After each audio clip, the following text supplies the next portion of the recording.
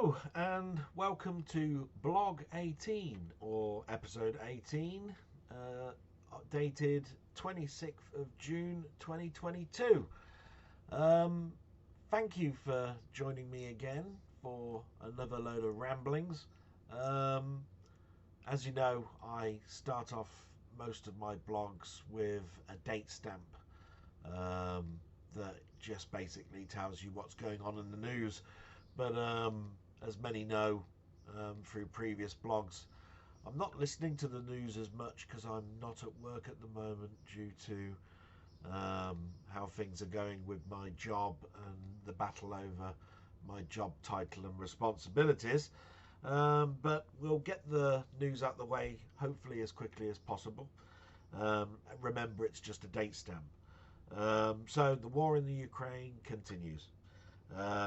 As Russia has taken over one more city yesterday, they've now started random airstrikes and shelling on fringe towns. Well, we all know, I think, what we feel about this war. I was actually watching the Glastonbury Saturday set with Paul McCartney last night, and they were flying the flags and showing solidarity to Ukraine. But at some point, there's got to be more than this to help them. I'm hoping that the war just ends fast. I'll never let it go while it's going on. The news, just like we all predicted, including Mainmeister, who mentioned it many months ago, will put it to the back end of the news while other prominent news is going on. We should never forget wars, and we need them to end. And talking about more prominent news, the by-elections were this week, and two more defeats for the Conservative government, which has raised speculation again for our Prime Minister Boris Johnson. Don't care. It's obvious that that was going to happen in the seats that were happening up north. It was a big surprise 2 years ago when he won a couple of seats that would normally be to Labour. Labour have just taken them over. I don't agree with Labour's policies either, and I don't like Keir Starmer. There was a bit about shopping in the news this week. The boss of Marks and Spencer said that Oxford Street is in danger of extinction if trade continues as it is. Yes, let's have some more doom and gloom, shall we? I think we all know that shopping has changed drastically during the pandemic to being mostly online. You need to adapt.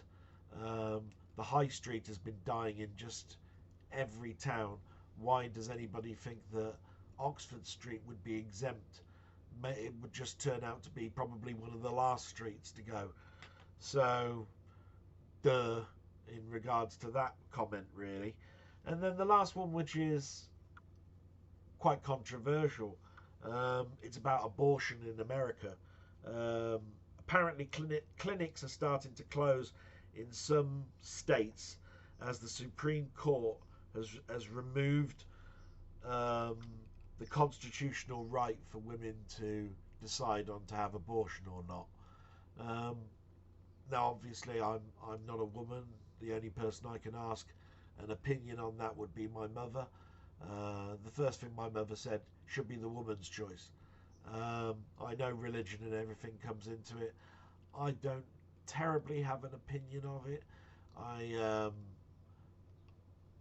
Basically, I do think that the woman should decide. I mean, there could be all sorts of reasons, rape and, absolutely, hundreds and probably thousands of reasons. And the person that's got to carry the baby for 9 months is the woman. So I would probably side with the woman. That's the news out the way. Under 5 minutes. Absolutely fantastic. Now, normally I tell you about what's been happening in my week, but it's pretty much a stagnant situation at the moment. There are things that are frustrating me. I do know that work needs to know whether I was going back into work for which I told them as soon as I know I'll tell them, because it's a doctor's decision. They have my health, to consider, and if my blood pressure is at a high level where heart attacks could occur, then stuff you work. So I did go to the doctors. The blood pressure readings are mixed. I did explain to them what's going on. I said it's very difficult for me at the moment when I think about work to not have resentment. I tend to find that I'm thinking of work in the morning and I'm more relaxed in the evening, and my blood pressure, lo and behold, is higher in the morning than it is in the evening. But they can't categorically state that stronger medication wouldn't reduce it. So, of course, it takes time for those blood pressure tablets to, even if you just increase the dose, to take effect in your body chemistry. So, of course, I am off work now again. The sick note has been extended for a month. If I can get back to work under that, great. But like I say, that resentment thing causes me a problem. It's just very difficult for me to think that all of that hard work that I do, all of the effort that I do, and my team, obviously, I have no problems with, and do think that they miss me and so forth, but it's the higher management and those are the people that just want the figures and the stats. They don't care about me. So I have difficulty with that. When it comes to a tribunal, I still don't know whether I can go for one, because my union, I'm finding problems with at the moment, because the person who's looking after this has been on holiday twice in the last 4 weeks. So every time I call and say, look, I've given you another week, where are we? I've got an email at the end saying, sorry, I couldn't quite get to that. I need to speak to a colleague who's better at law in the TUPE process. I'm back on June 30th or something. And basically all that does is it just lose me time. Now, would I feel better knowing that I was going back to work, knowing that I was taking the company to a tribunal? Well, obviously there would be a slightly more relief, wouldn't there? Because knowing that something else is going on and I'm taking you to a higher court, and I don't agree with you throwing out my appeal, because I don't think you read it, because I don't think you care. So, of course, knowing that might make me happier. So, roll on June 30th, but that'll be the first day he's back.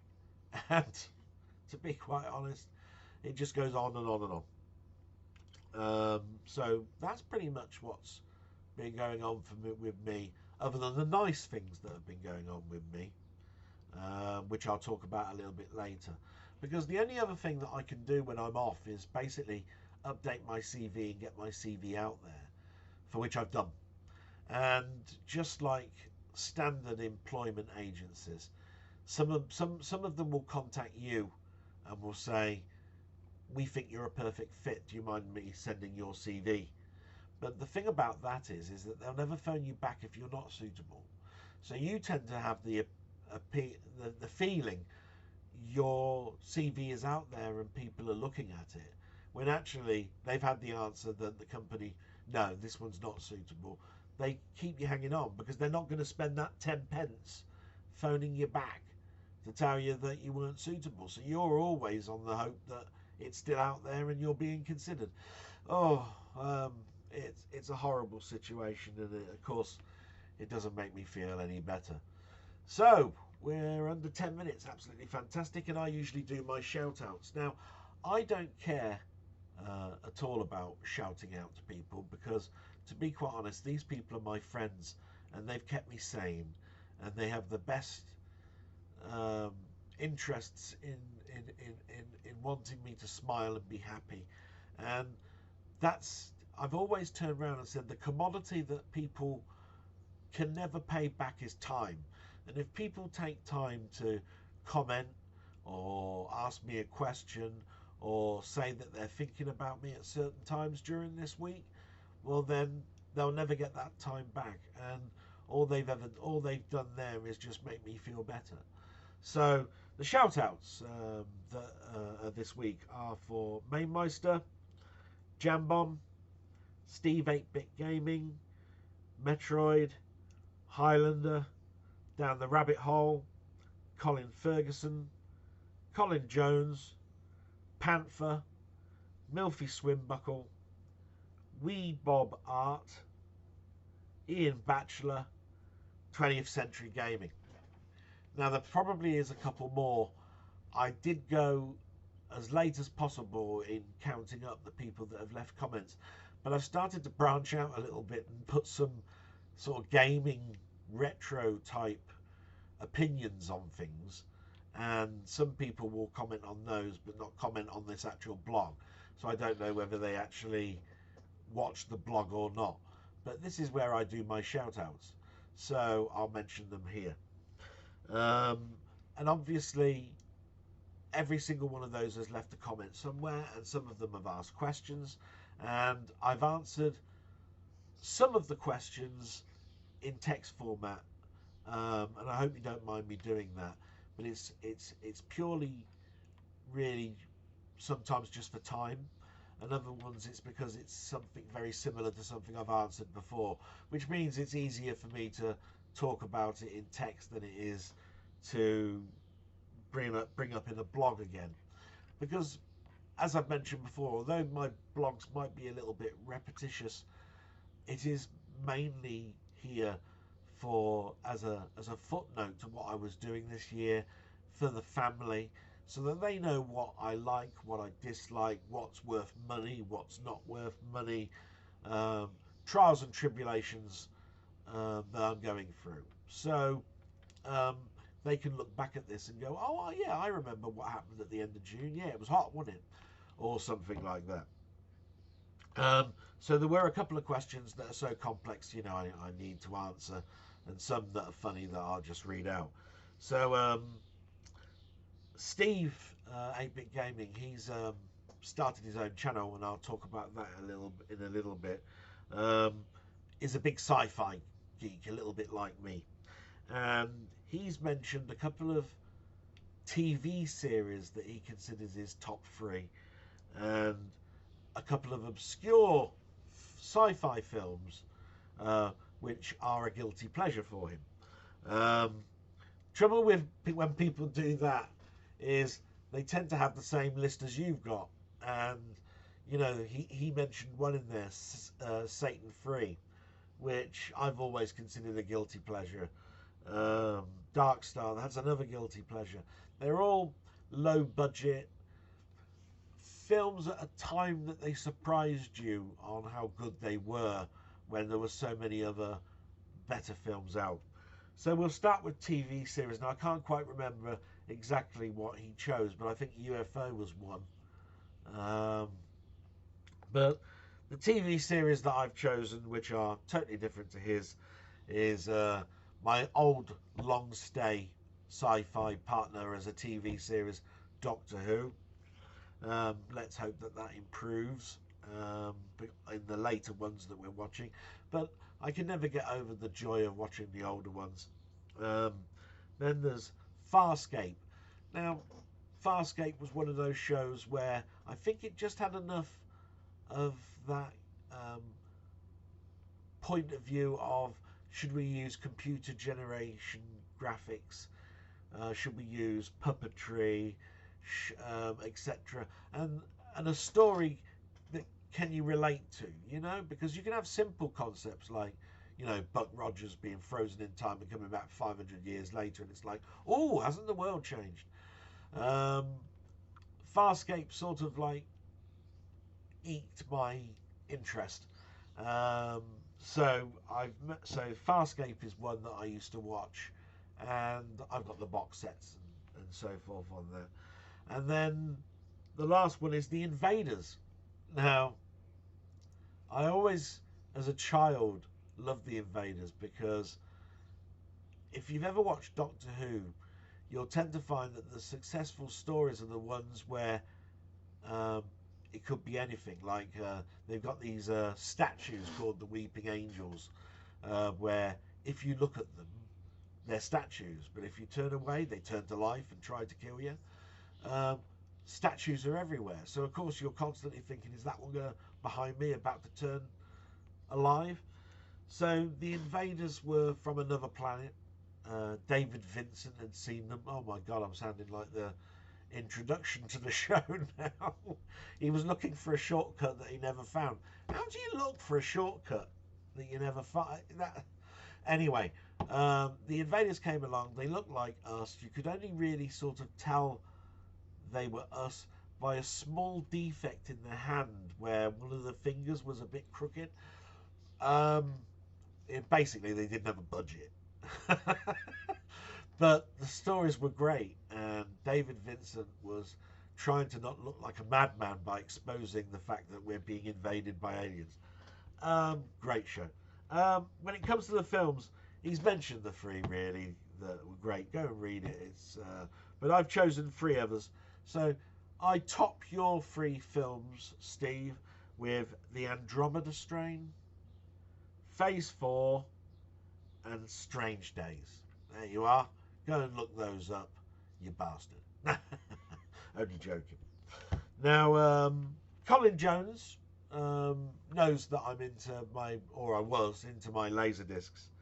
And we talked a little bit about laser discs, I think, in my last blog, where I said that there was one that looked like you go through a tube and you pulled down at a certain point where there was a hole in the tube and it put you forward and all that sort of stuff. He wanted to know what my thoughts were of laserdisc gaming and whether I had a favourite. And I think I mentioned that I was in a small town and I never really got that much exposure. I can play them now because basically it's just video. So if you've got an emulator that can imitate the front end and you can play the video in the background, then basically you've got the essence of the arcade board, the arcade machine. What did I think of them? I think they work to an extent, and I understand why they died out, which mostly was reliability, really, if we really want to talk about it. But the limitations of them, really, they only ever used them for looped video. There's a couple of exceptions to that. You'd think it'd be absolutely fantastic for race games and all that sort of stuff, but not necessarily. At the end of the day, a looped video is a video where you're just going to loop it again, so you'll get bored. It's like watching a cartoon over and over and over again, or a film over and over and over again. At the end of the day, you'll see the same bits, the same signposts, the same whatever. I do remember I played one, and I looked it up, because I said last week, it was sort of like Buck Rogers. I think it was called Astron Belt. So I did play that one, and I got some enjoyment out of it. But again, it's just a big ship in the center of the screen that fires into the screen, and if you hit the hit box of where the ship was in the looped video, it blew up with a massive explosion. Looked nice, boring as hell, probably after about 3 days of constantly playing it. We all know about Space Ace, we all know about Dragon's Lair. I don't think I need to go down that route. That was probably the medium where it worked the best. But I did see one that I was a little bit interested in called Cube Quest. Now, Cube Quest uses normal polygon graphics, but there are some video sequences that I saw in the video of it where it looked like bubbles or microbes, as if you were going through a body or something. That one intrigues me. It's the same sort of concept as all the others, but I wouldn't have minded going on that one, Colin, so I hope that answers your question. Now, Panther's come along, and he's starting another conspiracy or food gate. This one is breakfast gate. So, do I have a favourite breakfast? Now, I should really look after my body a lot more, and breakfast is one of the most important meals. But I got into a regime when I got into work that I needed to get up, have a shower, have a shave, not like today, shaving wise, you know, get my clothes on, get my work stuff all suited and booted, and then get to work and be there for 8 in the morning. So it doesn't, because I have to take tablets in the morning and all of that sort of stuff, I tend to find I don't even have a cup of coffee until I get to work, or a cup of tea.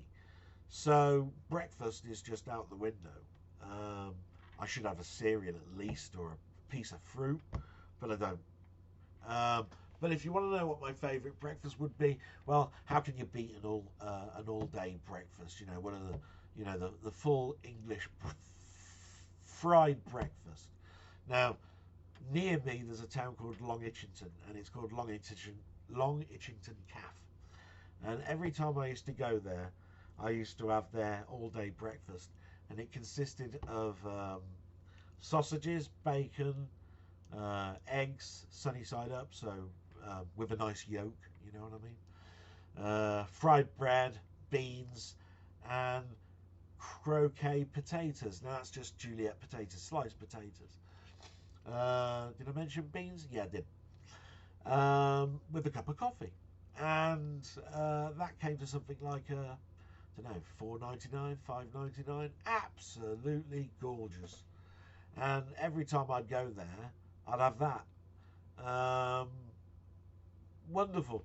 The thing about breakfasts are, I don't care probably who cooks it. My mum used to make a great fried breakfast when I was a kid. She didn't make it after a while.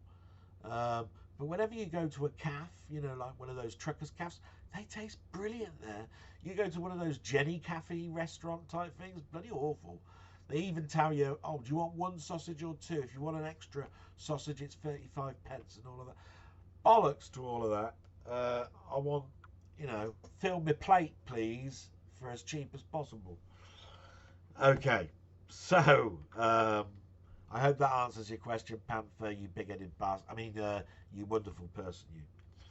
And Milfy. Now, you know, we know Milfy now. He's my mainstay guy to ask me complex questions, and a fantastic bloke. And he's asked me a question that he's asked Mainmeister again. I haven't cheated and looked and seen what those answers are, but he wanted to know what my free hates of the world are, and the free inventions that I'd like to see that are not far-fetched. Okay. Now, I've tried to give this thought, and I can't help but smile and laugh when it's there. So, free hates. I don't like the word hate, but okay. The free hates in the world is war. Hate war. Does somebody like war? I don't know. Lies. I do know that there's a grey area to this, but don't lie to me. And scalpers. When I think about all those times where kiddies didn't get their Christmas present because a scalper decided that he was going to create 25 accounts and buy something up that stops people having enjoyment at Christmas for personal gain. Yeah. I would turn around and say I could put hate against all those three. Hope that's a good answer for you. Don't know. Free inventions. Well, I'm just going to go to Star Trek. And I don't know if it's too far-fetched, because if you think about it, there was the communicator when we got the mobile phone. You get the gist, you know. They talk about, you know, the stuff that's obviously pure, not going to happen in my lifetime, like warp speed and stuff. But here we go. I'd love the transporter to become a thing, you know, where I could be at Mainmeister's house by walking into a cubicle and not have to get on the train, and it'll take 3 or 4 hours. Is that something that'll happen in my lifetime? Probably not, but I do think that high-speed travel will. So let's just go for fast, shall we? Now, the other thing that was in Star Trek was Dr. McCoy's medical scanner, where it looked like a salt shaker. You just scan it over the body and it says, yeah, cancer. You know, or something like that. Now, are we that far away from something like that? Well, if we are I apologise, because it might not happen in my lifetime. But maybe it would be not too far a thing to combine the MRI scanner and the X-ray scanner that they have, where we diagnose breaks in our arms or problems with our bodies, because the MRI scan is a different type of scan, totally different type of technology. Join those two together, you only need to go to one place. Save the NHS money as well. So I'll go for a MRI and X-ray machine combined, because I don't think that's too far away. And then there is always everybody's old favourite, a holographic TV. Wouldn't it be great that you just walk in, you turn your telly on with a voice command, you use gestures and so forth, and when you want to watch a 3D game or a film, you don't have your glasses on and you're watching 3D, which is what a hologram basically is without that on. Wouldn't it be great that we have holographic televisions? Are we far away from that? Well, we can do holograms. So, could it be done in my lifetime? A possible one. So hopefully not too far-fetched there for you, Milfy, and I hope I've given enough background to it. Now, all my favourite bits, which is what you guys have been entertaining with me with. So Mainmeister, always at the top of my list, because his stuff just comes out and it's just entertaining. He did a retrospective, I think, of a game, or a 10-minute mashup, he calls them, of Mr. Robot. And that's key to me, Mr. Robot, because I mentioned to him that his Sunday streams, which we've been doing the celebration of the Commodore 64's 40th anniversary, I'd have liked to have seen an extra episode at the end that just lists the launch titles of the Commodore 64 in its first year. So that would be, 1982 to the end of 1983. Because you've got to remember that the Commodore 64 was a worldwide release, and therefore had different release dates. So 1983 fits that bill quite well. Mr. Robot was one that I'd almost forgotten, although I did remember as soon as I saw the first level. It's Bounty Bob, walking on the ground and painting them and getting to an end. But one of his favourite games is For Apocalypse. That's 1983. Could that be the killer game? The one that stands out as the all-time 64 favourite game of the first year of its release? Who knows? We haven't done that. Brag and so forth over with that. And then he did his micro live watch with Mainmeister and Starcade, which always entertaining. I wasn't in a very good place when that was being shown, so I wasn't funny, I suppose, or I was a bit quiet. But that was just me at the time that it was being broadcast, not for any other reason. I hope you guys don't mind, but sometimes my mood swings are up and down depending on whether I watched or read something. And I do remember that just the time before Mainmeister's stream was on, I looked at LinkedIn and noticed that one of the people that were in LinkedIn that they wanted me to link with was a person that's still working for the MOJ now. I trained that person up, and they are a manager. So here I am just about to lose my manager position, and this person tooped across and became a manager. And that upset me. I don't want to talk about it. I'm sorry about that. But anyway, great shows. Go and watch Mainmeister stuff. Absolutely fantastic. Ponder did a blog, and he mentioned me. Well, that's really, really nice of you. Ponder, you always entertain me in your videos. It was very nice to get a bit of a shout out. Really, really appreciated. Even if I kept the small family that I've got at the moment, this is still worthwhile. My subscribers, I'd love them to go up. I mean, they've stayed stagnant for the last 4 weeks. They've not gone up by one. But that doesn't matter to me, because as long as the comments are coming, as long as people are listening, and my family in a couple of years' time watch this, who cares? So, but it's really, really appreciated. And anybody that shouts out my name and thinks that this is entertaining, you know, get a Specsavers or something. No, seriously. Thank you very much. Steve has continued with his 8-bit gaming and done some more games. They've all been entertaining, and I was very, very pleased to help him with a headset to improve his mic difficulties. Now, I never had a problem with the sound for Steve, but I did notice that when I watch it on my PC, he comes across quite loud, you know, normal. When I have it on one of my latest modern phones, loud, quite normal. But when I played it on my Samsung Galaxy Note 8 and Galaxy 6 and below, could hardly hear him. So, and I think it might be because those are single speakers or something, or a codec or whatever. So I was so glad to help him out. And the nice guy that he is, he went and bought me a game. But the problem with that is it's a game. I've got games over all sorts of different platforms. He bought me a game I've got, and then I have to go through the embarrassment of saying, oh, "I'm sorry, mate, I got that," and he has to go for refund. I am the worst to buy for, and I sometimes come across that I'm not appreciative of it. I totally am. It's just I like to give. I'm a giver. I'm not really a taker. But it's not fair from his point of view that I've given something and not taken something back for it. So I totally get it.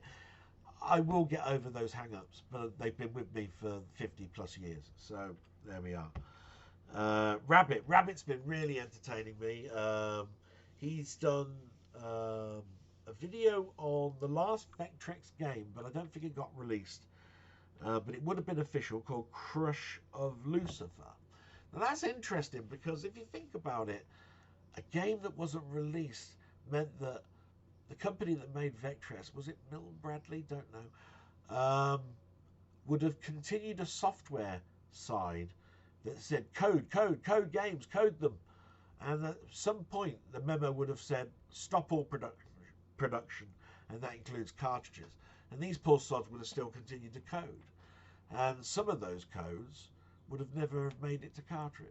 And here's one particular instance of it. It shows that there was a commitment to continue that system to the very last point where it was not possible for them to continue monetary wise.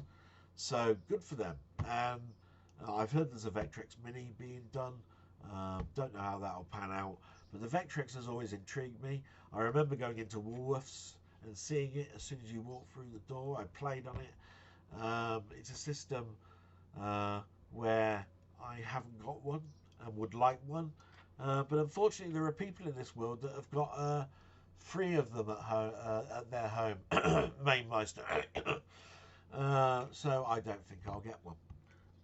But hey, never say never. And then he did an unboxing of something that I've got, which was Blade Runner. Now, this is the set that he showed. Blade Runner. It comes in a suitcase. It's got a limited number.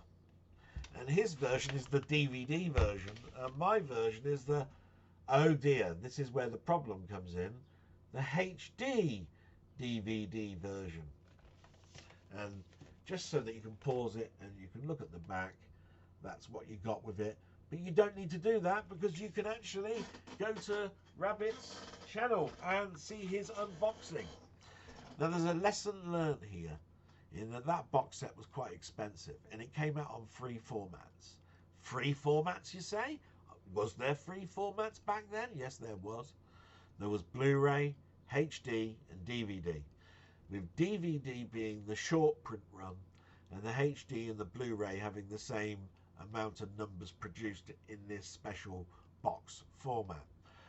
Don't ever spend a lot of money while there's a format war going on. So as you could see there, I showed you that was the HD DVD. That format died a year later.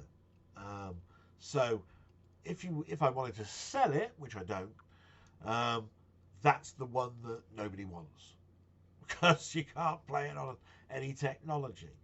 I've still got a HD DVD player on that telly that's at the back of me there, and I've still got the HD DVD player to my Xbox 360 if it hasn't read Ring of Death, which it hasn't, but I was just mentioning that.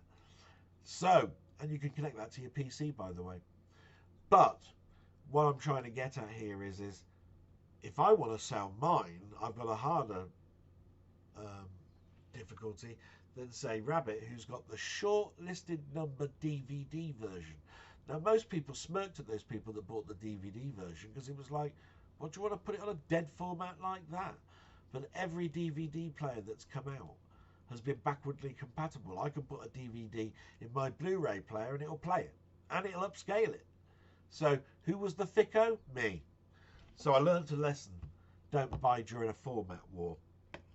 And then 20th Century Gaming, I've been watching his streams, and he's playing a game at the moment called Gravitron 2. And he beat me to the punch, really, because I've been doing a few games where it's like oldish games with a new lick of paint. And Gravitron 2 is very much like Thrust and Gravitron and all of those machines. Vector graphics, very, very neon-y, gravity type systems, blow some central thing up, get out as fast as you can type games. So that would have been one I would have done, but he's been doing a stream to see how far he can get, and at the moment he's at, I think, level 26. Well done to you, sir. I wish I could play games like that. Level 26, that's only a level that me and Maymeister could dream of. Oh, and by the way, before that he was playing Airwolf just to see if he could complete it, and I think he was about 2 minutes away from completing that game. Good on you. I wish I had those skills. It just shows that, you know, there's people out there that basically can just do so much. What else have I been watching? So I've watched Retro Recipes. So he mentioned in the Retro Recipes is quite fun, although the sponsorship really annoys me. PCB Way! This show, by the way, is sponsored by PCB Way. And what does PCB stand for? Pixel Coat Bollocks. No, it's not sponsored at all. But the thing about that the stream this week, which was quite funny, was they showed the game show 3-2-1. 3-2-1. You know, it's 3-2-1. Yeah. Right. If anybody remembers that show, well, you're better than I am in regards to answering questions at that, because it was all that bollocks of yes, and there are 3 colours in the world, and if you'd have chosen red, then red it mixes with Red Riding Hood, and Red Riding Hood went through a forest, and Red Riding Hood's forest means that you could have got our top prize, the car, but you got it all wrong, so you win a bin. Thanks. Yeah, hated that game show. But he showed one where the winning prize was a Commodore 64 with printer and disc drive, tape deck, joystick, and a game. So that was interesting. Tronics Fix has been doing more Xbox One fixes. I watched that because I've got an Xbox One, and you never know when it might be good to clean it out and all that sort of stuff. So that's great. And RMC, who's got his own channel and has a place where you can visit his museum of computers, his retro roundup was talking about hoarding. So I was interested totally, because if you look around me, everything's a bloody mess, and I'm a hoarder.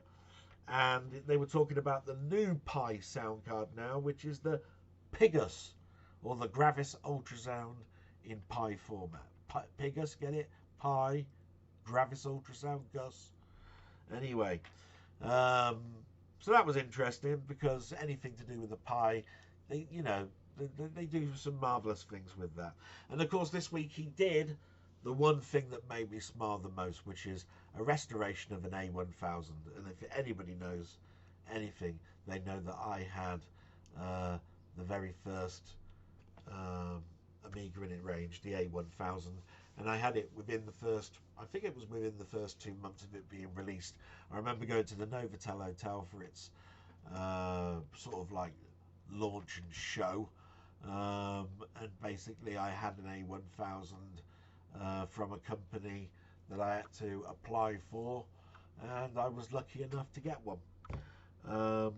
And the rest is history when it comes to Amigas. Now, I really want to comment on this TV show that I mentioned last week, the Lazarus Project. Oh my God. Now, I was a little bit hooked watching the first 2 episodes when I mentioned it last week. I've now finished all 8. I went from episode 3 to 8 in one sitting. I was gripped. This is a show where I actually could turn around and say, that's the show of the year. That entertained me enough and left me with a cliffhanger at the end to make me go, you bastards, I've got to wait a year. Please, if you've got time and you want to give something a try the Lazarus Project.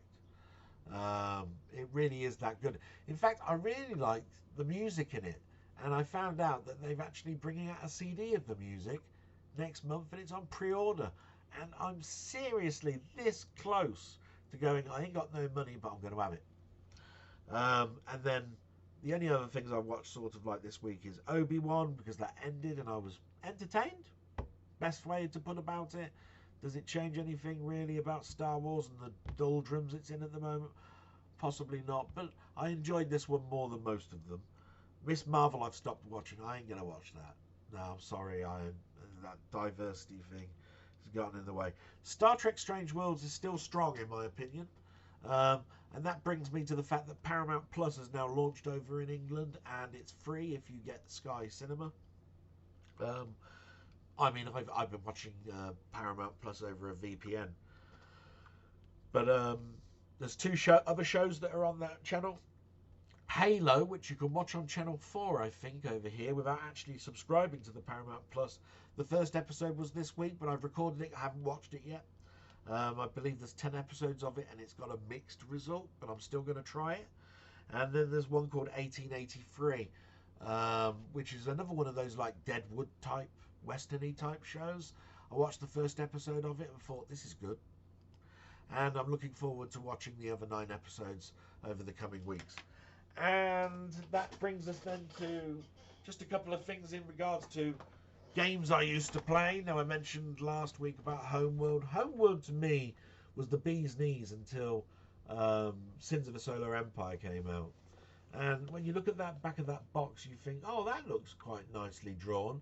That was pretty much how the graphics looked. It really was. A very difficult real-time strategy because you really have to think in 3D. Most real-time strategy games are always build a base on a flat plane world or something. To actually have spaceports and the spaceships have got to go into, well, you know, you get the picture. You're thinking more in 3D. And thinking more in 3D, this is one game that I played to death quite a lot. Conflict Free Space, The Great War. And yes, I did have the follow-up Free Space 2. The thing that I remember mostly, though, about this particular game was the HUD was green. And very green. You know, it's almost like you remember going into your first Audi and it had an orange display. So the HUD was very, very green. And there was a help where your retricle that's in the center, if you turn the help on, it would turn a secondary retricle, which was slightly in advance of where the center retricle was. And if you aimed for that one, you'd blow up a ship that you were trying to dogfight, because it would show you where you needed to aim your fire for it to drift into the ship to destroy. Look, you don't have to have those help things on, but Free Space was just a very interesting alternative game to Wing Commander and the other games that sealed up my life. Now, talking about games with a lick of paint, Populous was something that we all played on our Amigas and Atari ST. And they brought out a sequel called Populous The Beginning. And not many people talk about this one too much. And I find that a great shame. You can see by the little sticker that it got a great review. And if you look at the back, the graphics look really nice. But to add to that, if you look at the front, the actual gameplay field is a round sphere. Yes, because the world is round. Sorry, get those conspiracy theories out of the way. So it undulated. You know, you went round. So it was Populous with where the remastering of it was it's a round world rather than that flat plane that sort of drew itself as you moved north, south, east, and west. It had a fantastic music score, and to be quite honest, it looks great now. Is it one though that I'm going to possibly do a video on? You never know. Watch this space. And then, what have I bought this week? Well, as you all know, I'm broke, but there are a couple of pre-releases. So Morbius Steelbook was one, a horrible film, but it's a Steelbook and it's Marvel, so you know that wasn't going to be cancelled. And the rest are 2 Doctor Who's. Well, that's because of my Doctor Who collection, really, and they're so difficult to get if you don't buy them immediately. So there is the Doctor Who collection, season 22 is this one. Not a bad season. Colin Baker, not the best Doctor, but I've met him, a lovely bloke. Met him at a convention. We had a sit down, had a chat, got his signature. I've got a selfie with him, and a person that never got his way, didn't want to wear that costume, which is a bit of an eyesore, to be quite honest, and didn't act the way that he wanted to act. The stories were probably at the ropiest of point of Doctor Who, other than Sylvester McCoy. So I'm probably losing subscribers just probably mentioning things like that, because there are a lot of Colin Baker fans. And then there's Doctor Who and the Daleks, which is the film version of Doctor Who, for which there are 2. This is the very first one, but it's been restored in 4K. And to be quite honest, they've done a marvellous job, because this was filmed in what they call Technicolor, and there is what they call Cinemascope. Cinemascope is what they call 4 fab. In other words, 4 frames in between each of the spokes for the frame for it to come in, so the resolution is so much better. Technicolor only used 2, so basically you lose a little bit of definition, but it uses half the space of the film, and so it's cheaper to use. You do lose a little bit of definition, but the colour is so much more richer, because there is only 2 standard sills between each of the gates that are on the edge of the film. Going into too much detail now, but this has come out in 2 formats. I've only bought the Steelbook version. As a kiddie, I loved Doctor Who and the Daleks with Peter Cushing as the Doctor. It is canon, but brilliant. And that's the end of the waffle. Sorry I've overrun again. I talked way too much. My throat's as dry as a... Well, I won't say, because I'm going to get banned.